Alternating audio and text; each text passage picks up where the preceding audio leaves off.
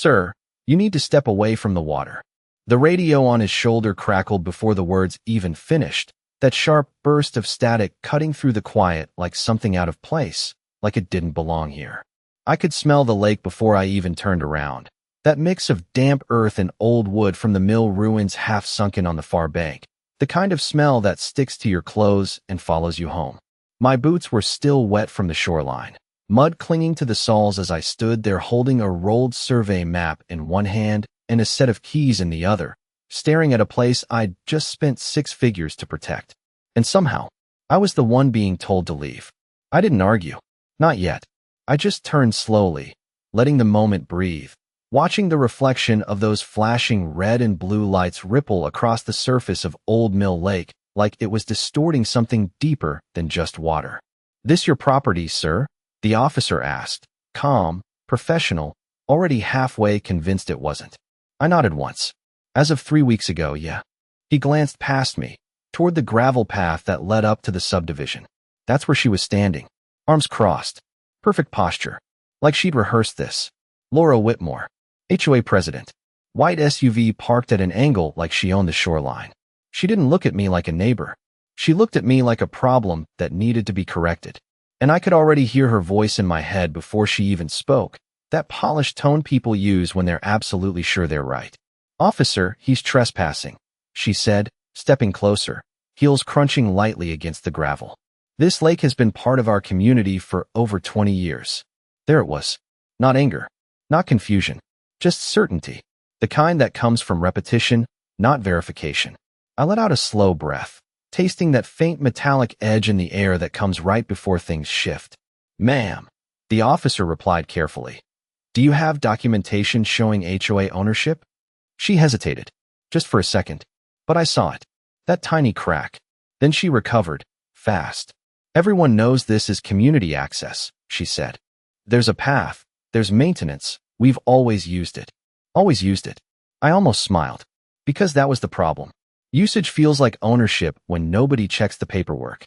I looked back at the lake, at the old wooden posts barely visible under the surface, remnants of something built decades before any of these houses existed. My grandfather used to say land remembers everything. Every boundary, every agreement, even the ones people forget. "Officer," I said, keeping my voice steady, "you mind if I ask what exactly I'm being accused of?" He shifted his weight slightly, glancing again between me and Laura. "Possible trespassing complaint," he said. "We just need to sort out who has rightful access." Fair enough. That word, access, hung in the air longer than it should have. Because ownership and access aren't the same thing. Not even close.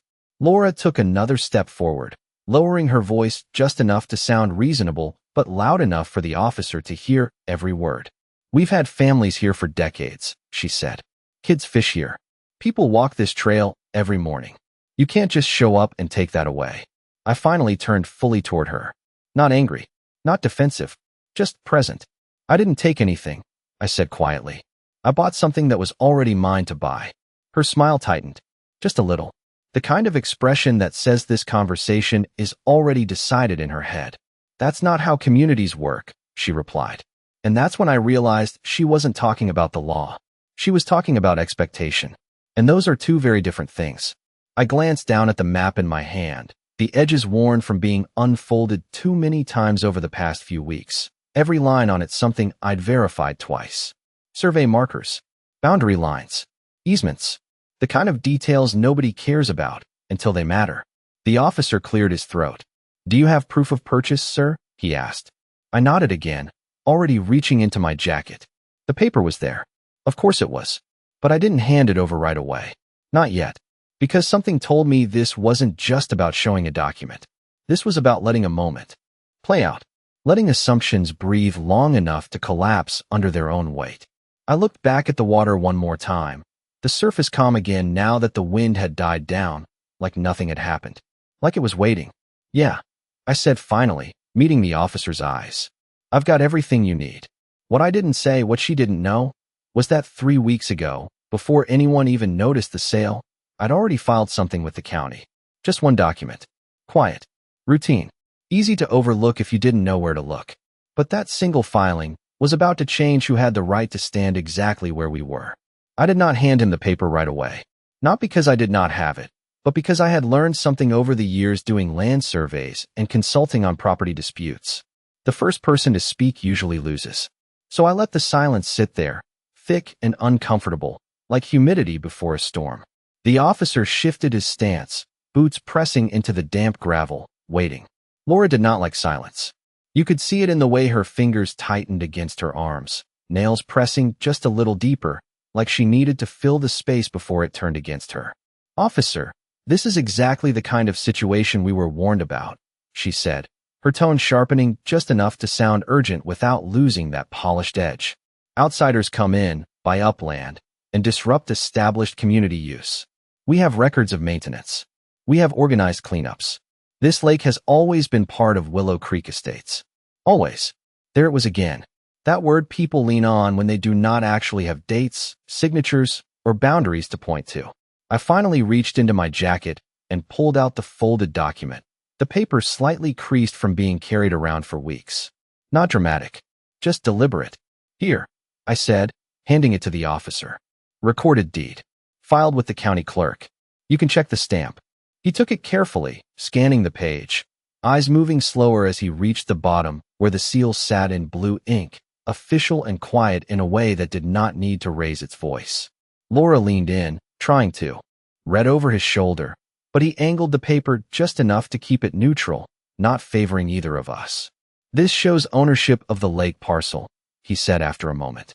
42 acres, including shoreline. "That is not possible," Laura cut in immediately, stepping closer. "That land has been accessible for decades. There is a trail. There are entry points. You cannot just erase that." I watched her carefully. Not what she said, how she said it. Because there was no mention of documentation, no mention of recorded rights. Just access. Just habit. "I am not erasing anything," I said calmly. "I am clarifying what actually exists." She let out a short, controlled laugh, the kind people use when they think confidence can replace proof. "So what? You are going to put up a fence? Lock families out? Tell kids they cannot fish where they have grown up?" That question was not for me. It was for the officer, for the invisible audience she was always performing for. I shook my head slightly. "That depends on what the county recognizes as legal access," I said, "not what people assume." The officer looked between us again, then back down at the document in his hand. "Ma'am," he said, turning to Laura, "do you have any recorded easement or access agreement on file?" That was the question, the one that mattered. And for the first time, her answer did not come immediately. It hovered there, just out of reach. "We have always maintained the path," she said finally. "There has never been an issue until now." He nodded slowly. "I understand that. But maintenance does not automatically establish legal access. It depends on what has been filed with the county." You could feel the shift. Subtle, but real. The ground under her certainty was starting to soften. I crouched down for a second, pressing my hand lightly into the damp soil near the waterline, feeling the coolness seep through my fingertips. This place had been here long before any HOA, long before any subdivision, long before anyone decided a trail meant ownership. When I stood back up, I could see it in her eyes. She was recalculating, not backing down, just looking for another angle. "This is not over," she said, lowering her voice, no longer performing, now speaking directly to me. "We will review this. We will get our legal team involved." I nodded once. That is exactly what you should do. No sarcasm, no challenge, just truth, because I had already done mine. The officer folded the document carefully and handed it back to me. "At this point," he said, "there is no indication of trespassing if you are the recorded owner. I would recommend both parties verify any access rights with the county before taking further action. Neutral, professional." But the implication was clear. This was no longer a simple complaint. This was a paperwork problem. And paperwork has a way of revealing things people would rather leave blurred. Laura stepped back, her heels pressing into the gravel again, but this time the sound was sharper, less controlled. She glanced once more at the lake, then back at me, like she was seeing it differently now, not as something shared, but as something she might not actually have a claim to. And that was the moment I knew. Not that I had won. Not yet. But that the story she had been telling herself about this place was about to run into something a lot harder than memory. Because what she still did not know was that the document I handed over was only half of it. The other half was already sitting in the county records, waiting for someone to finally ask the right question. The patrol car pulled away slow, tires crunching over gravel like it was trying not to disturb something that had already been set in motion, and for a few seconds after the engine noise faded, all that was left was the lake and the quiet tension sitting between us like it had weight. Laura did not leave right away. She stood there, arms still crossed, but the posture had changed just enough that you could tell she was thinking now instead of performing. "You really went through all this just to make a point?" she said, her voice lower, less polished, more direct. I shook my head. "No, I went through all this because I have seen what happens when nobody does." She frowned slightly, like that answer did not fit the script she had prepared. "It is a lake," she said. "People use it. That is how communities work." I looked past her toward the path that cut through the grass, worn down by years of footsteps, bikes, dogs on leashes. You could see the history of use right there in the dirt, a line carved by habit. "Usage is not ownership," I said. "It never has been." She let out a breath, a little sharper this time. "So what? You are going to shut it down? Put up signs? Turn it into private property nobody can touch?" There it was again, the assumption that control meant exclusion. I slid the map back into its tube, the cardboard edge scraping softly as it rolled closed. "You keep jumping to the end of a story that has not been written yet," I said. "Right now, all I did was make sure the facts match what is on record." She studied me for a second, like she was trying to decide whether I was serious or just careful. "You think the neighborhood is going to accept that?" she asked. "You think people are just going to walk away from something they have used their whole lives?" I did not answer right away. Instead, I stepped a few feet closer to the water, crouching again and picking up a small piece of broken brick from the old mill foundation, the edges worn smooth from decades under the surface. "See this?" I said, holding it up slightly. This was part of the original structure back in the 1920s. Back then, the lake was not for recreation. It was for function, milling grain, managing water flow. Nobody came down here to relax. They came here to work. She did not respond, but she did not interrupt either. That was new. Then the mill shut down. I continued. Ownership changed hands a few times. At some point, the land around it got divided, sold off, developed. People moved in. Trails formed. Access points appeared. And over time, everyone forgot to ask a simple question. I let the brick drop back into the shallow water with a soft plunk. Who actually owns it? The sound echoed just enough to fill the space between us. Laura shifted her weight, glancing again toward the subdivision like she was already thinking about the next conversation she would have to have. "We have records," she said, but this time it sounded less certain. "Meeting notes, maintenance logs, community votes." I nodded. "I believe you. But none of those are recorded easements." That word hung there again. Easement.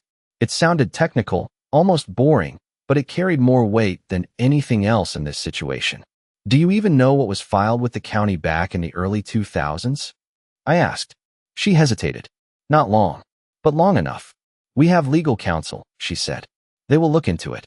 I gave a small nod. They should, because that was the moment the timeline started to matter. Not what happened last year, not what happened 10 years ago, but what was actually documented when the land was first subdivided. I started walking back toward my truck, boots pressing into the damp ground with that familiar suction sound, the kind that tells you the soil is still holding water underneath.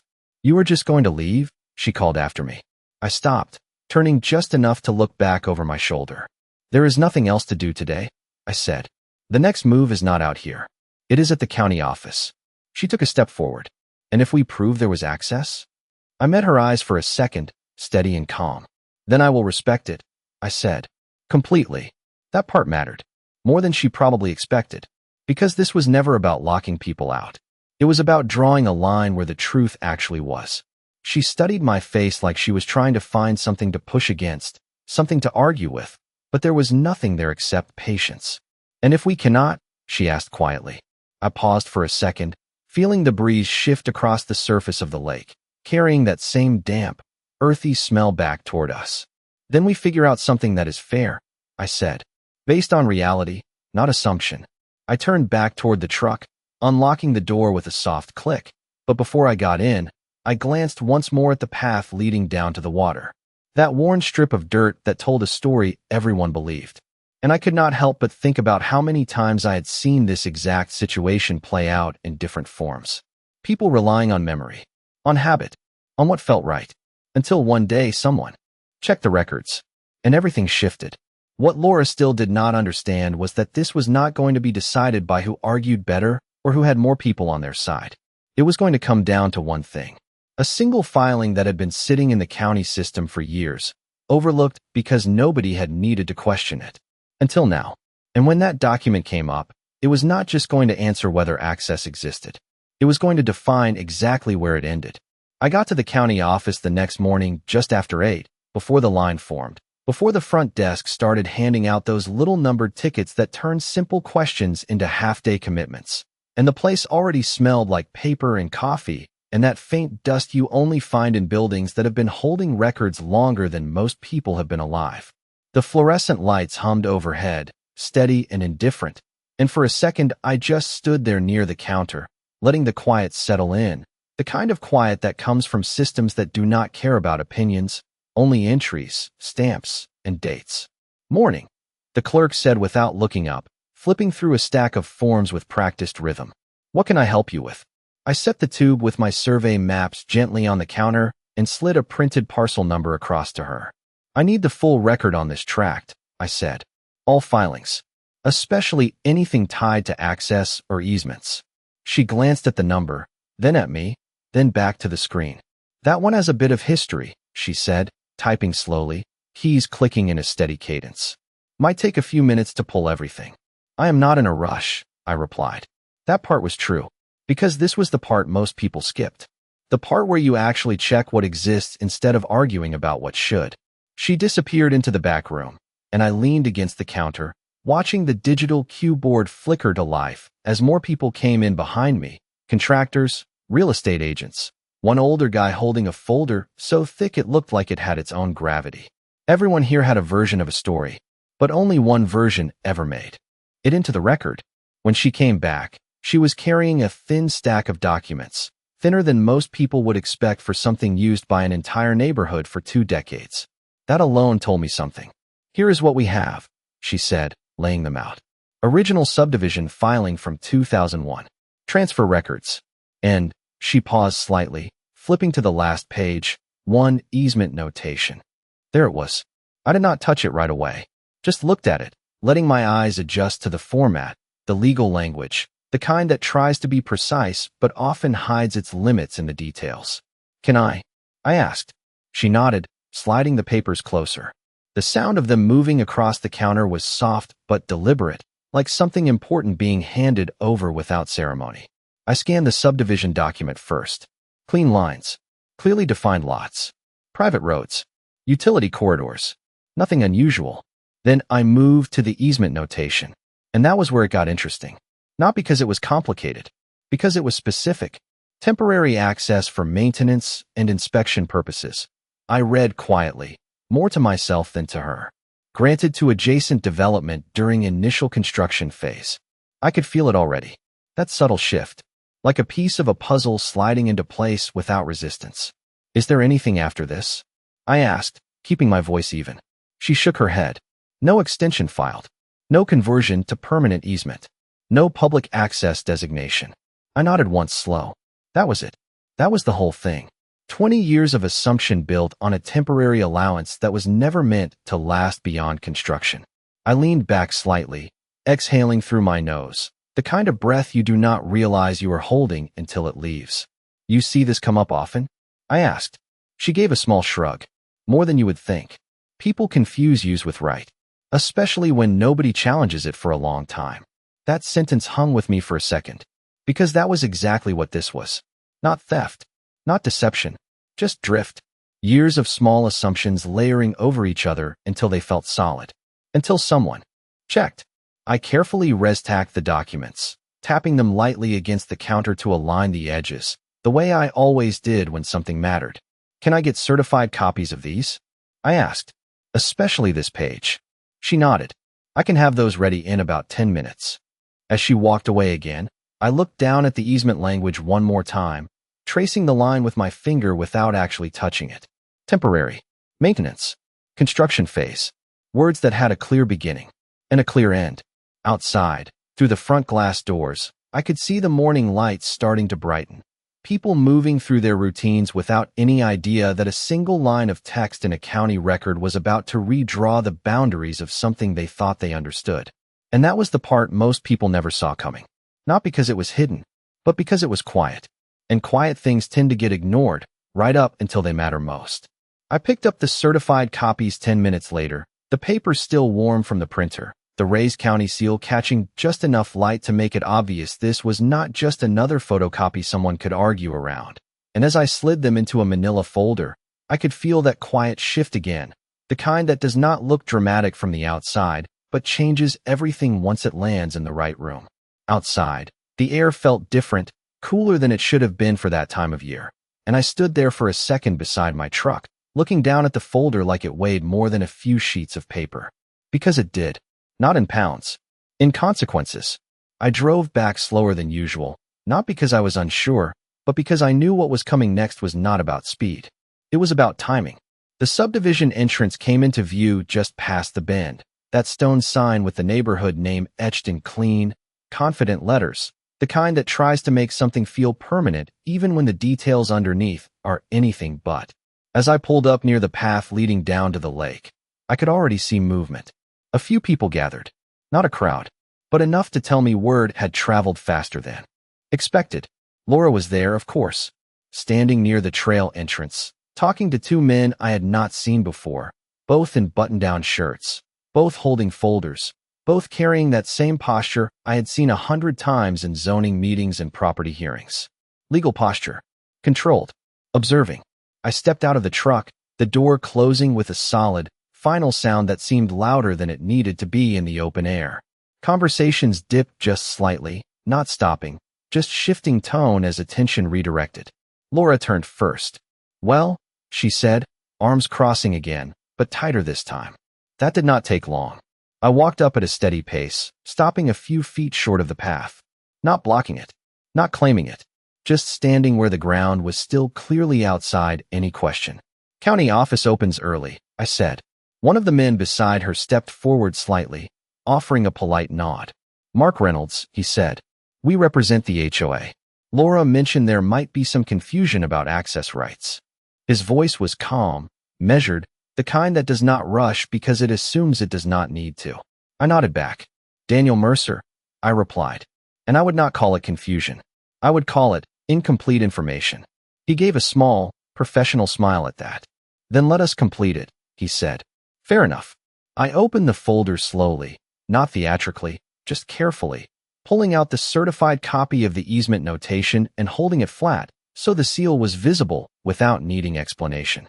"This is what is on record," I said, handing it to him. He took it, eyes moving quickly at first, then slowing as he reached the key section. I watched the exact moment it registered. Not in his words. In the pause. That slight tightening at the corner of his mouth. Laura leaned in immediately. "What is it?" she asked. He did not answer right away. Just kept reading. That was answer enough. The second man stepped closer, glancing over his shoulder, and within a few seconds, both of them were quiet in that specific way professionals get when something does not match what they expected to argue. "This states temporary access," Mark said finally, his tone. Still controlled, but different now. More precise. "For maintenance during construction." "Correct," I said. Laura shook her head almost immediately. "That does not make sense.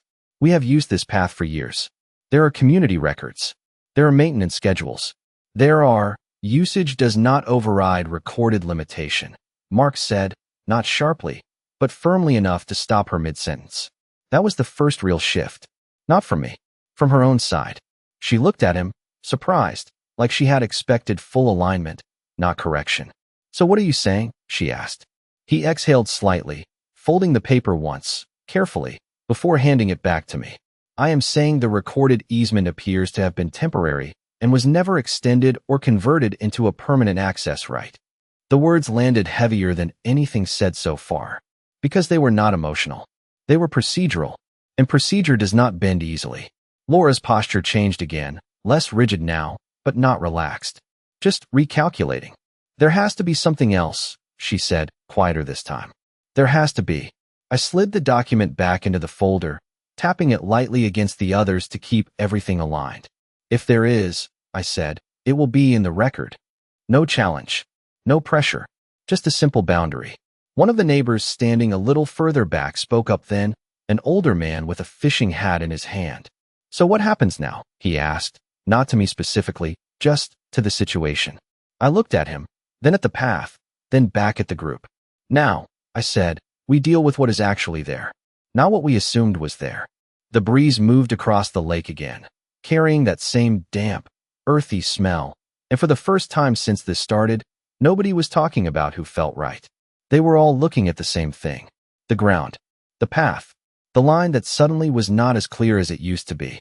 And in that moment, you could feel it. Not conflict. Not resolution. Just the quiet realization that something long taken for granted had just been rewritten by a single page of paper.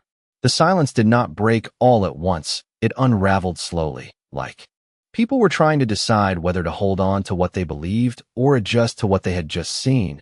And you could hear it in the small things, the shifting feet, the low murmurs, the way nobody stepped onto the path anymore, even though no one had told them to stop. Laura looked out toward the water, then back at me, then at Mark, like she was searching for something solid to stand on and finding less of it each second. So what are you suggesting? She asked finally, her voice quieter now, stripped of that earlier certainty. That this has all just been wrong? Mark did not answer right away. He adjusted his glasses slightly, eyes still scanning the paper in his hand, even though he had already read it twice. I am suggesting, he said carefully, that what was believed to be a permanent access arrangement may not have ever been legally established as such. The phrasing mattered. He was not accusing anyone. He was not blaming anyone. He was just correcting the record. And that landed differently than any argument could. One of the neighbors spoke again, the same older man, his voice carrying that mix of frustration and confusion people get when something familiar shifts under them. So what does that mean for us? Are we just locked out now? I looked at him, really looked this time, not as part of a group, not as a voice in a crowd, but as someone who had probably walked that path more times than he could count, who had built a routine around something he never thought to question. It means we slow down, I said, and we figure out what is fair based on what actually exists. Laura let out a short breath, almost a laugh, but there was no humor in it. Fair, she repeated. You keep using that word like it is simple. I met her gaze, steady. It is not simple, but it is clear. She shook her head slightly. Clear for you, maybe. You have the paperwork. You have the ownership. But for everyone else, she gestured toward the small group behind her. This has been part of their lives. I nodded once. I know. And I did. That was the part people always missed in situations like this. It was never just about lines on a map. It was about habits, memories, mornings and evenings and small moments people tied to a place without ever thinking about whether they had the right to be there. I took a few steps closer to the path, stopping right at the edge where the grass gave way to that worn dirt line. Not crossing it, just standing there. I did not buy this to take something away, I said. I bought it because I have seen what happens when land like this gets ignored until someone decides to turn it into something else. Mark glanced at me briefly, then back at the group, like he was starting to see the angle I was coming from. Laura crossed her arms again, but this time it looked more like she was holding on to herself than asserting control. Then why all this? She asked. Why go through the county, the filings, the documentation? Why not just talk to us first? That was a fair question, and I let it sit for a second before answering. Because conversations without facts turn into arguments, I said. And arguments do not hold up when decisions need to be made. She looked down at the ground, then back up, and for the first time since this started, there was no performance in her expression. Just thought. So what happens next? She asked again, but this time it sounded less like a challenge and more like a request. I reached into the folder and pulled out a second document, not as dramatic as the first, but just as important. This, I said, holding it up slightly, is a filing I made 3 weeks ago. Easement clarification and termination request based on the original limitation. Mark's eyebrows lifted just slightly. You filed this before any of this came up, he asked. I nodded. Before anyone noticed the sale. Laura's eyes narrowed, not in anger, but in realization. You knew, she said quietly. You knew this was going to happen. I shook my head. I knew it might come up, I said. And I wanted the record to be clear before it did. Mark stepped a little closer. Has the county processed this yet? He asked. They have acknowledged it, I said. Final confirmation is pending, but based on what we just reviewed, I gestured lightly toward the easement document. There is not much ambiguity. That was when the weight of it really settled over the group. Not all at once, but enough. Enough that nobody was talking about what they felt entitled to anymore. They were thinking about what could actually be proven. Laura looked back at the path again, then at the lake, then finally at me. If this goes through, she said slowly, that access is gone. I held her gaze for a second, then shook my head slightly. Not gone, I said. Undefined. She frowned. That sounds like the same thing. It is not, I replied. Undefined means we get to decide what it becomes. Together. If you are willing to have that conversation based on what is real. The breeze moved again, rippling the surface of the water, and for a moment nobody spoke. Because that was the turning point. Not when the document was read. Not when the assumption was challenged. But right here, where the question shifted from who was right to what they were going to do with the truth now that it was out in the open. The shift did not come with a loud moment or some dramatic line that everyone reacted to at once. It came quietly, in the way people stopped standing as a group and started thinking as individuals. And you could see it in their faces, that slow recalibration where certainty gives way to something more cautious, more real. Laura took a step off to the side, just far enough that she was no longer at the center of the group, and for the first time since this started, she was not leading the conversation. She was listening. Mark cleared his throat lightly, that professional reset sound, and looked at me with a different kind of focus now. Not defensive, not dismissive, evaluating. If the county confirms your filing, he said, then legally speaking, there is no standing access for the HOA as an entity. I nodded once. That is correct. He glanced back at Laura, then at the neighbors behind her, then back at me. But that does not automatically resolve how this is handled moving forward. It does not, I agreed. It just defines the starting point. That distinction mattered more than anything else. Because this was never about ending something. It was about resetting it to what it actually was. Laura stepped back and then, slower this time, her posture less rigid, her voice more measured. You keep saying together, she said. But let me be clear about something. You hold all the leverage right now. I did not argue with that. On paper, yes, I said. But leverage is not the same thing as outcome. She studied me for a second, like she was trying to decide whether that was genuine or just strategy. So what are you offering? She asked. Straight to it. No performance. No framing. Just the question that had been underneath everything from the beginning. I looked past her again at the lake, at the edge where the water met the land, where the old mill posts still sat just below the surface like markers from a time when everything had a defined purpose. I am offering clarity first, I said. Then structure. Mark tilted his head slightly. Explain. I took a slow breath, feeling that same damp air settle in my chest before I spoke. The lake stays privately owned, I said. That part does not change. But access does not have to disappear. It just needs to be defined properly this time. Laura's eyes narrowed slightly, not in suspicion, but in concentration. Defined how? I shifted the folder in my hand, tapping it lightly once against my palm. That small grounding motion I always used before laying out terms. Limited access easement, I said. Documented. Filed. Specific hours. Specific entry points. Clear maintenance responsibilities. No assumptions. No gray areas. There was a pause. Not confusion this time. Processing. One of the neighbors, a younger woman standing a few feet back with a dog on a leash, spoke up quietly. So we could still come down here? She asked. I looked at her, then at the path, then back at her. If it is agreed to properly, yes, I said. But it would not be open-ended. It would be respected. The word hung there. Respected. Not used. Not taken for granted. Laura let out a slow breath, her shoulders dropping just a fraction. And what do you get out of that? She asked. That was the question most people always circled back to. What is the angle? What is the gain? I answered without hesitation. Control over how the land is used, I said. Protection for the lake itself. And a record that actually reflects reality. Mark nodded slightly, almost to himself. That is reasonable, he said. Laura glanced at him quickly, like she was surprised to hear that word applied so easily. Reasonable for him, she said. What about the community? Mark did not look away from me when he answered. It gives the community something they do not currently have, he said. A legal right, instead of an assumed one. That landed harder than anything else so far, because it flipped the perspective completely. What they thought they were losing, they had never actually had in the first place. I watched Laura as that realization worked its way through her, not all at once, but enough to shift her stance again. This time not defensive, not assertive, just grounded. If we agree to something like that, she said slowly, it has to be clear.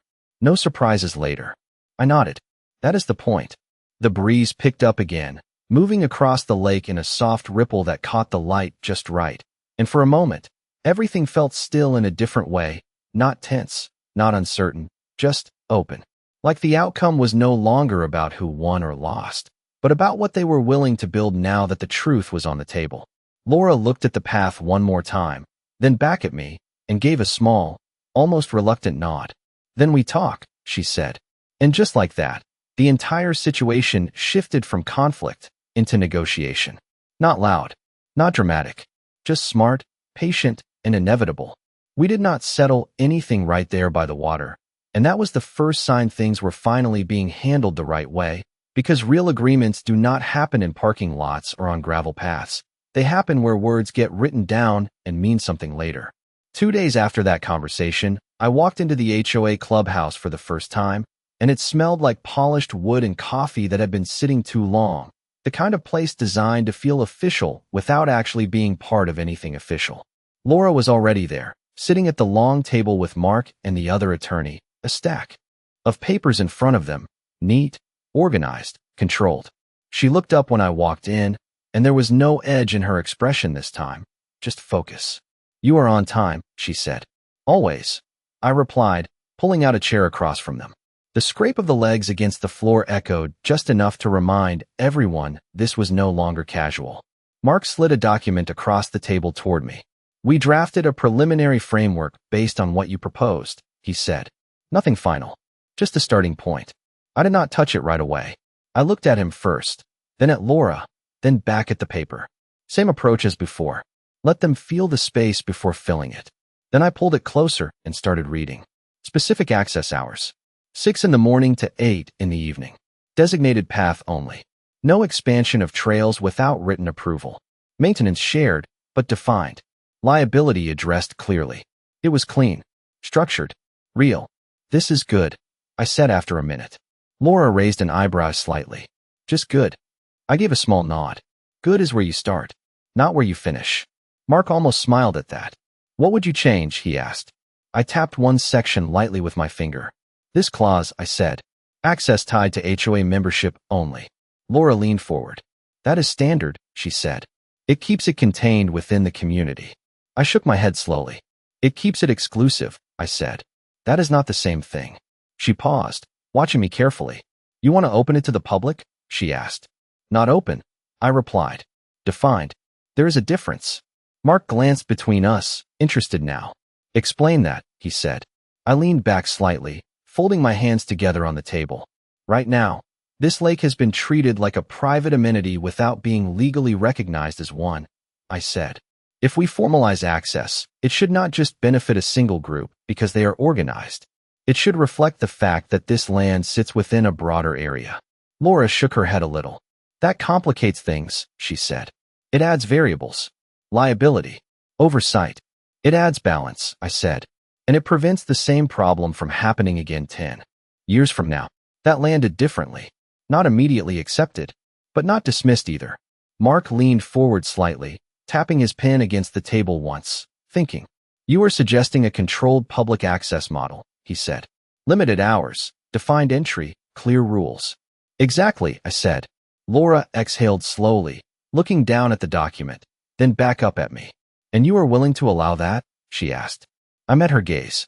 I am willing to write it correctly, I said. That was the difference. Not generosity, not concession, precision. The room went quiet for a second, not tense, just focused. Then Laura nodded once, slow. All right, she said. We adjust that section. Mark made a note, pen moving quickly now, the framework shifting in real time. That was how you knew this was working. Not because anyone was winning, but because the structure was getting stronger. We went through the rest line by line, adjusting language, tightening definitions, removing anything that relied on assumption instead of clarity. Every detail mattered. Every word had weight.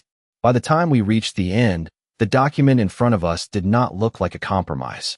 It looked like something that should have existed from the beginning. Laura set her pen down and leaned back slightly, studying the pages like she was seeing the situation for what it actually was, not what she had believed it to be. "You know," she said after a moment, "if you had just come in and tried to shut everything down, this would have gone very differently." I gave a small nod. "I know," I said, "but that would not have solved the problem. It would have just replaced one bad assumption with another." She held my gaze for a second, then gave a faint, almost tired smile. "You are not what I expected," she said. I shrugged lightly. "Most people are not," I replied. Mark gathered the papers, stacking them neatly, aligning the edges with that same precise motion I recognized from my own habits. "We will finalize this and file it with the county," he said. "Once it is recorded, it becomes the new reality." I nodded once. "That is the point." And as I stood up, chair sliding back quietly this time, I could feel it. Not victory, not relief, just alignment. The kind that only happens when something unclear finally gets defined properly. Because in the end, nothing about this was loud. No shouting, no dramatic takedown. Just a few documents, a few conversations, and the patience to let the truth do what it always does when given enough space. It settles. The county recording came through on a Tuesday afternoon, quiet as everything else in this process had been. Just an email notification and a stamped confirmation that did not look like much until you understood what it meant, and I was standing by the lake again when I opened it. The same spot near the old mill posts where this whole thing had started. The water still carrying that faint smell of damp wood and earth like it had not changed at all. But everything else had. I read the confirmation once, then again, not because I did not trust it, but because I respected it, because this was the part where words stopped being discussions and became something that held weight over time. The easement was now recorded, defined, limited, real. I folded my phone back into my pocket and looked up as footsteps approached from behind, the familiar crunch of gravel that had become part of this place's rhythm. Laura. She did not announce herself this time. She just walked up beside me and stopped, both of us looking out over the water without saying anything for a few seconds. "So it is done," she said finally. I nodded once. "It is recorded." She let out a slow breath, hands resting loosely at her sides instead of crossed like before. "I saw the notice," she said. "Mark sent it over this morning." I glanced at her briefly, then back at the lake. "Everything matches what we agreed to," I said. "Nothing added, nothing left out." She nodded, almost to herself. "That is new," she said quietly. "Usually something shifts between agreement and final filing." I gave a small shrug. That is what happens when you write it right the first time. The breeze moved across the water again, light this time, just enough to ripple the surface without breaking it. And for a moment it felt like the place had settled into something steadier, like the uncertainty that had been hanging over it was finally gone. A couple of people appeared at the top of the path, pausing like they were not sure whether to come down. Then one of them stepped forward, slow but certain, and the other followed. No hesitation after that, just movement. Laura watched them for a second, then looked at me. "They asked me this morning if they could still come," she said. I told them yes. "Within the hours. Stay on the path. Respect the space." I nodded. "That is all it takes," I said. She let out a small laugh. Not sharp, not defensive, just real. "You make it sound simple." I shook my head slightly. "It is simple," I said. "It is just not easy." That difference sat between us for a second. Not heavy, just understood.